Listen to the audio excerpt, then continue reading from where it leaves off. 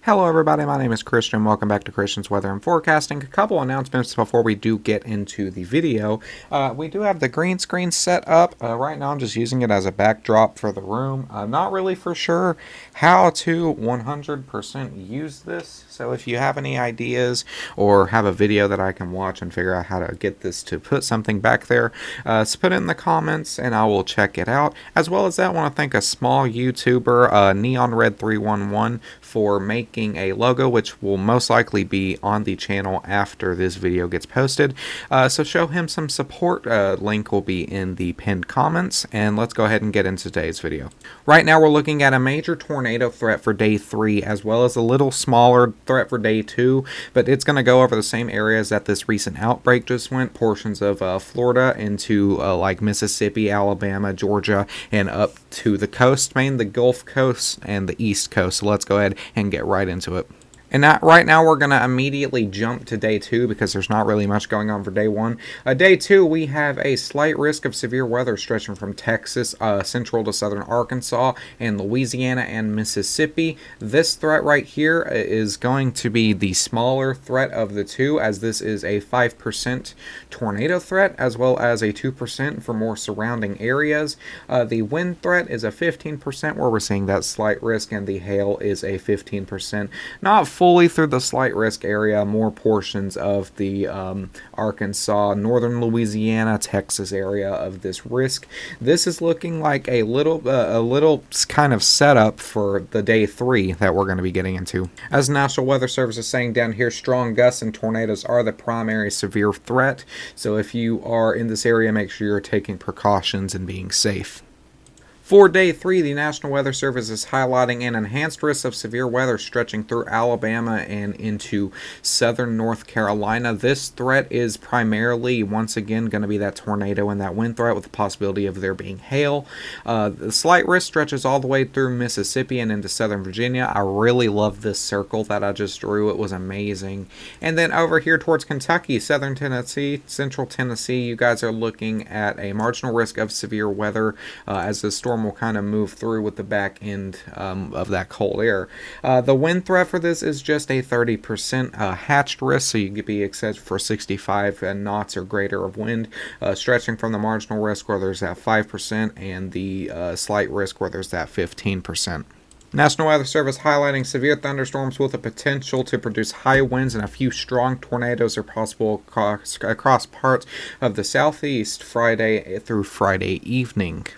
So let's go ahead and dive in what's going to be happening. Right here, there's that low front moving up towards Nova Scotia. This storm that was producing those tornadoes towards Florida, and an extreme amount of storm reports where we'll get to again in just a second. That whole storm is going to be moving off to the northeast, and that squall line will be moving out towards the Bermuda.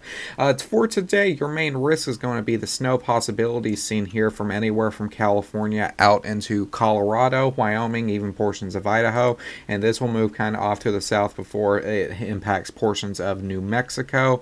And this low front will spawn out right here, right from where that snow portion is ending. This low front is going to be the thing that's going to start our severe weather outbreak, possibly even a tornado outbreak in the south, as this is going to kind of start gaining strength other portions of Texas and Louisiana and portions of Arkansas, where we're going to be seeing that slight risk in effect. And this is going to quickly turn into a squall line, maybe even a bow echo if it gets enough of that strength. And portions of Kentucky where that marginal risk is, we're unsure of a tornado outlook, same as Tennessee. But down here towards the southern states, we can see some of those cells looking like they have a possibility of being discrete supercells, so that tornado threat and that wind threat cannot be ruled out. Off to the 12th and the 13th, though, this storm, the north storm of this will turn into a snow event, while the south part of this will move off to the sea, and this will once again move over to Maine, Nova Scotia, before this will continue to not be a threat. This will impact a good amount of snow up towards the northeast again, as well as possibly some more flooding concerns where that previous snow was melting. melting. Now, on the back side of this storm, there's another storm that's going to be impacting, and this is going to be a possibility for there to be some snow towards portions of Texas, northern Louisiana, southern Arkansas, Tennessee, Kentucky, West Virginia, all those areas, as well as there to be another severe risk towards Florida for some of that Gulf moisture to turn into some storms and kind of move up the coast as a low front before moving off to sea at the northeast part of the country. With this storm, though, some parts of places like Kentucky, Ohio, all the way up into Pennsylvania, New York, Vermont, Maine, the New England states have a possibility to see even more snow showers. I know personally, North Kentucky, we haven't really had much snow, so it keeps telling us that we're going to get some and then nothing sticks, so we're still hoping for that.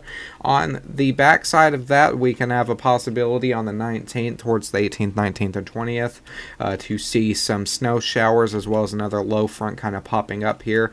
Not as strong as all the storms that we have been seeing, so not really much of a crazy threat, but just a possibility for there to be them snow showers towards and those little squall line of little less storms towards the 19th and the 20th. So, look, the temperature has a lot to deal with the storms that we're seeing, as well as the jet stream, but the temperatures too. So let's go ahead and look at the temperature model. Right here we have a cold front towards the eastern U.S. and a major cold front towards the western U.S. And that little cold front toward the east is going to move off and it's going to die down. And these two temperatures right here are going to kind of collide, a little bit of warm, a little bit of cold, which is going to bring the possibility for that tornado threat and those spin-ups and whatnot. That's going to continue to move those storms off to the northeast, as we saw before. This last major cold front right here will impact the United States, as well as this one right here towards North Michigan, North Indiana, Ohio, Illinois, bringing some possibility for those snow impacts. That cold front will quickly develop, we can see right here, and this will continue to move off towards the east and the northeast. Before the last one we can see is it kind of having a little bit of a backside dipping down from Canada, the jet stream kind of dipping down, and a little warm front back here kind of forming up towards the west coast, which will have a possibility, if this moves far enough to the east coast, have a possibility to see another severe weather event. Now, I did move my webcam out of the way a little bit so you can see, but look at all these storm reports that are here, all the way from Boston up north, all the way down to the south towards San Antonio, where we had those hail report, north of Houston, tornado report, and then Florida, all these tornado reports, Georgia, these tornado reports, South Carolina, North Carolina. It was a pretty big event, and what's probably going to happen is that this is going to happen again Friday, maybe even stronger. So if you're wondering about these storms, kind of when they're going to start, their main threat for these starting is going to be between like 1 to 4 a.m. It's untelling kind of 100% when they're going to start. But from what the models are showing, we can draw it back about 1 to 2 and then the 4 and the 5 o'clock. And the reason it's on day 2 instead of just the day 3 risk is because the day 3 risk doesn't start until about 6 a.m. So that the storms right here are still considered day 2, which is why that slight risk is in effect.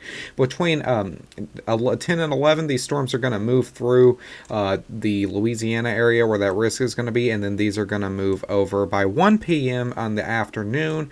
The storms up north will be impacting the Kentucky and the Tennessee marginal area, and then this little squall line of storms right here will be moving through between 4, 5, 6 a.m. The storms look like they're dying down a little bit, but as they go up here, they look like they are getting a little more discreet than the general squall line is. And then the last run that we have between 12 a.m. is when those storms will mainly die off, with a good amount of rain and possibly snow trying to impact the northeast. So if you're in the risk area, don't be scared, but you do need to prepare yourself. Make sure that if you're under a tornado warning, a severe thunderstorm warning, or you're getting the snow impacts from this, that you know what you're going to need to do, and you're going to be able to do it when it hits.